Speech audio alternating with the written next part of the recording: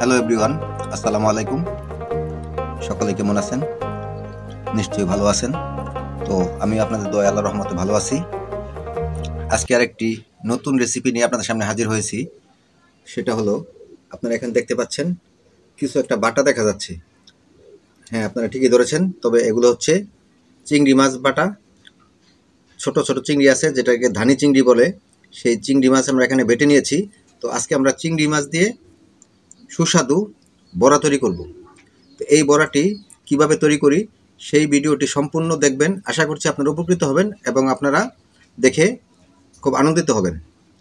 তো কথা না বাড়িয়ে চলুন মূল ভিডিওতে ফিরে যাওয়া যাক।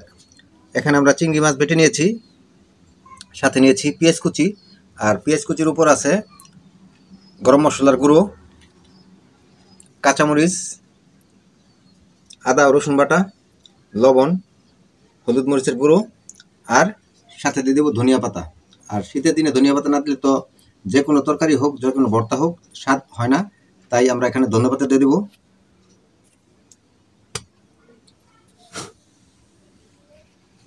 তো আপনারা দেখুন আমরা কিভাবে এটাকে একসাথে মিক্স করে নিই।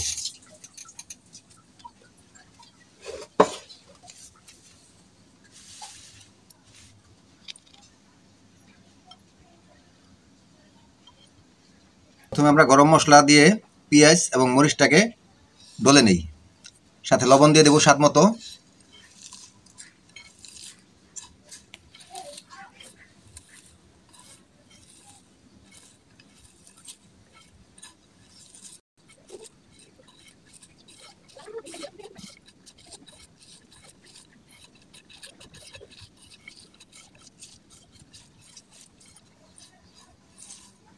হলুদ, মরিচ এবং ধনিয়ার গুঁড়া, আদা ও রসুন বাটা, সাথে গরম মশলা, পেঁয়াজ এবং মরিচ দিয়ে সবগুলো একসাথে কষলিয়ে কষলিয়ে ডলে নিচ্ছি। এখন সবগুলো একসাথে চিংড়ি মাছ যে বেটে রেখেছি তার সাথে মেখে নেব।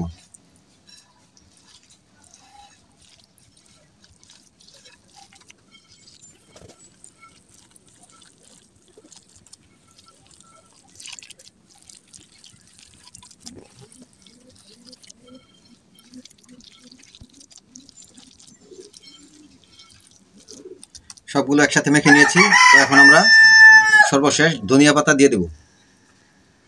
ধনিয়া পাতা দিয়ে পুনরায় আবার মেখে নেব।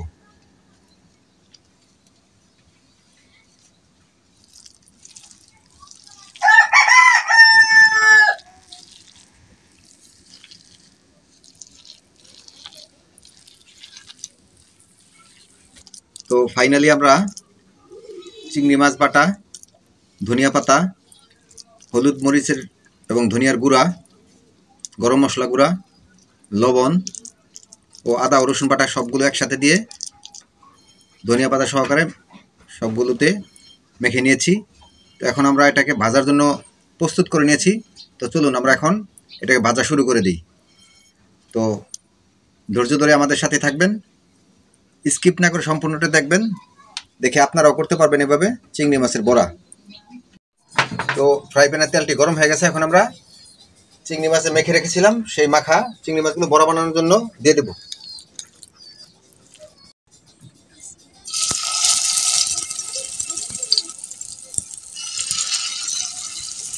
এরকম করে এক এক করে সবগুলো আমরা বড়া বানানোর জন্য দিয়ে দেব।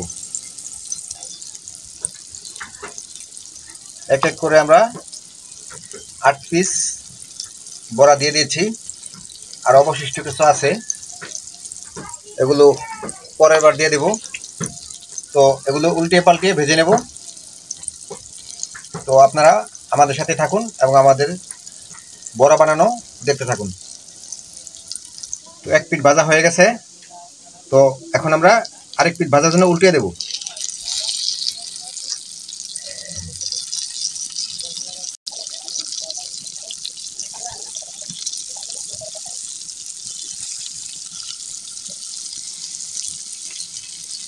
চিংড়ি মাছের বড়াগুলো উল্টিয়ে পাল্টিয়ে দুনো পিঠ ভেজে নিয়েছি, এখন ভাজা শেষ হলো, এখন এগুলো উঠিয়ে নেব।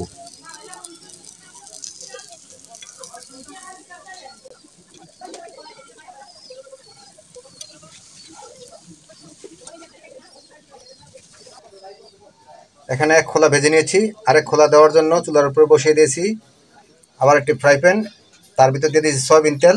এখন আরেক খোলা আমরা এভাবে করে দিয়ে দেব।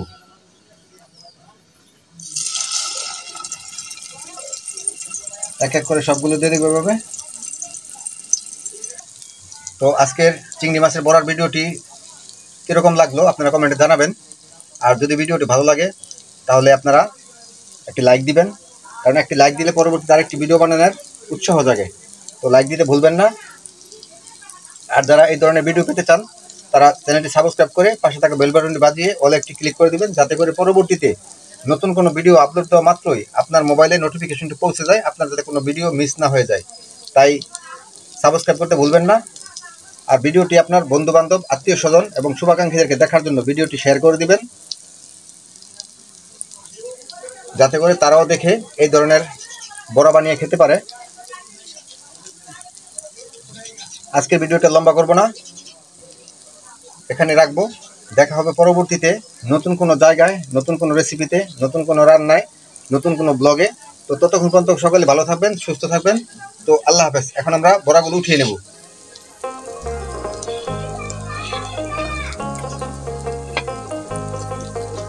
বড়াগুলো ভাজা শেষ হয়ে গেছে, এখন আমরা উঠিয়ে নেব।